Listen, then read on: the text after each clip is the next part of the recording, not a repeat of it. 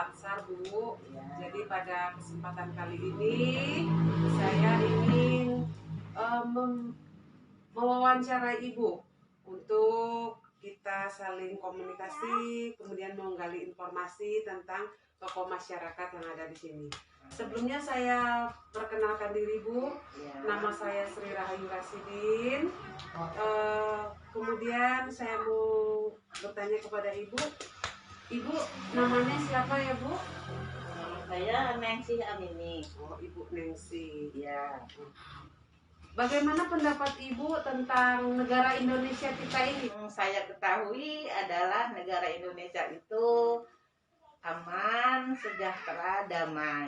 Ya. Saya sebagai warga negara Indonesia sangat senang berdomisili di Indonesia, khususnya saya di Provinsi Bengkulu.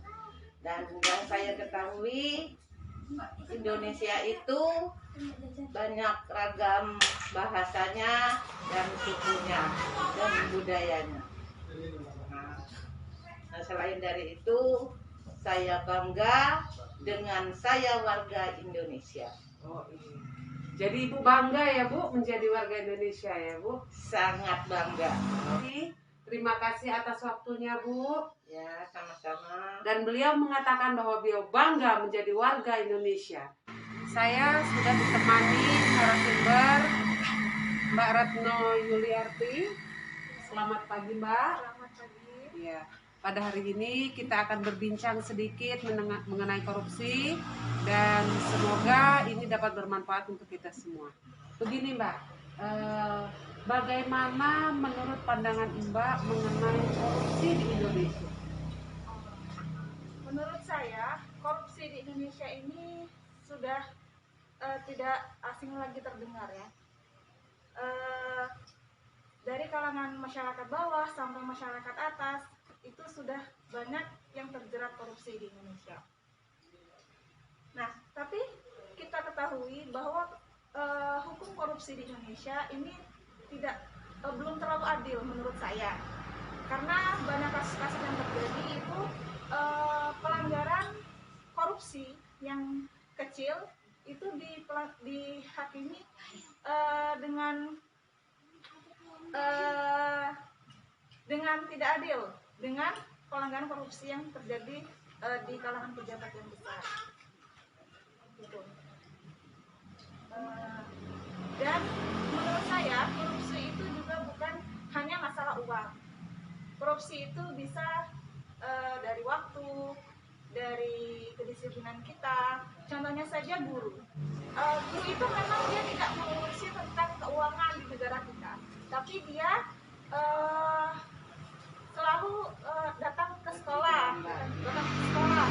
Nah, korupsinya itu dalam bentuk apa? Bukan dalam bentuk uang, dengan gajinya, tapi dia korupsi dengan waktu, seperti datang terlambat, keluar lebih cepat dari jam mengajar biasanya, dan lain sebagainya.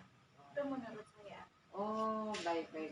Jadi menurut Mbak Retno, korupsi itu bukan hanya korupsi uang saja ya. Jadi bisa korupsi waktu, dalam disiplin kerja, seperti itu.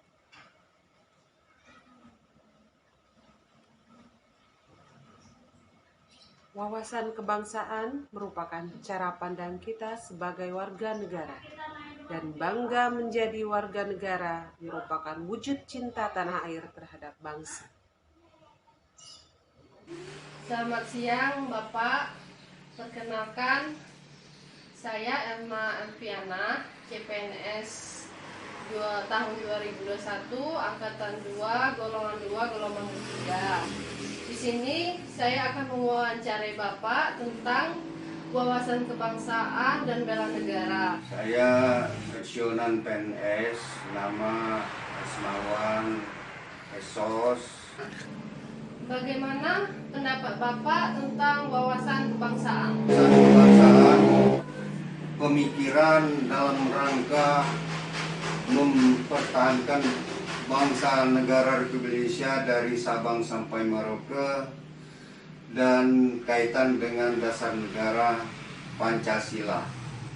Selanjutnya, menurut Bapak bela negara itu apa? Bela negara dalam hal ini sebagai warga negara Republik Indonesia haruslah menjalankan seluruh amanat yang diamanatkan oleh bangsa negara Indonesia itu melalui dasar negara Pancasila, melaksanakan seluruh peraturan perundang-undangan kaitan dengan keamanan dan ketentraman negara Republik Indonesia ini, terutama dalam lingkungan tempat tinggal saya sendiri. Wawasan kebangsaan terlintas dalam pikiran kita bahwa sebagai negara Indonesia, kita sudah seharusnya memahami bahwa bangsa kita lahir dari kultur keberagaman. Keberagaman inilah yang menjadi ciri khas Nusantara Indonesia. Sehingga dengan demikian akan tumbuh rasa cinta tanah air dan kita akan dapat mengimplementasikan dalam kehidupan. Assalamualaikum warahmatullahi wabarakatuh. Terima kasih Mbak Dina Zakia sudah mau bergabung wawancara bersama saya sebagai tokoh pemudi ya. Waalaikumsalam warahmatullahi wabarakatuh. Jadi gini, sebagai tokoh pemudi, apakah Mbak Dina itu mencintai negara kita, negara Indonesia? Sebagai tokoh pemudi, saya sangat mencintai bangsa saya. Saya sangat mencintai Indonesia Raya ini. Gimana sih bentuk Mbak dalam mencintai negara ini? Menurut saya, mencintai bangsa Indonesia ini dapat kita lakukan dengan kita memakai produk-produk buatan Indonesia, mempelajari budaya yang ada di Indonesia, menggunakan bahasa Indonesia yang baik dan benar, menghormati perbedaan, berkontribusi memajukan bangsa, dan menabung untuk masa depan yang lebih baik. Sekarang ini kan Indonesia lagi dilanda banyak musibah ataupun kekacauan ataupun segala bentuk aspek. Salah satu bentuk yang sangat mengancam menurut Mbak bagi bangsa Indonesia? Menurut saya yang sangat mengancam bagi ketidakpersatuan Indonesia itu kita berlaku diskriminatif terhadap kelompok tertentu, serta kita tidak menghormati perbedaan yang ada. Terima kasih atas waktu yang sudah diberikan kepada saya, Mbak Dina. Semoga Mbak Dina juga bisa menerapkan rasa cinta terhadap tanah airnya seperti yang sudah dijelaskan tadi. Terima kasih sudah bergabung bersama saya. Assalamualaikum warahmatullahi wabarakatuh. Waalaikumsalam warahmatullahi wabarakatuh. Ada permasalahan menurut Mbak Dina tadi, rasa persatuan antara sesama, menghormati perbedaan itu masih kurang. Membentuk rasa persatuan itu sendiri, kita juga harus membentuk karakter anak bangsa mulai dari sejak dini.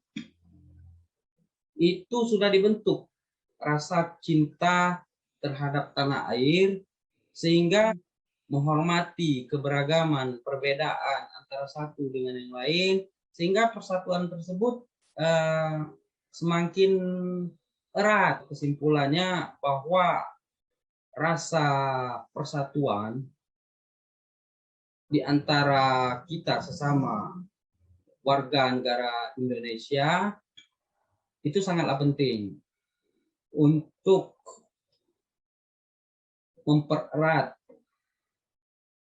memperekat antara kita sesama warga negara Indonesia dan sesama penduduk Indonesia agar Indonesia semakin maju di mata dunia. Terima kasih. Assalamualaikum warahmatullahi wabarakatuh.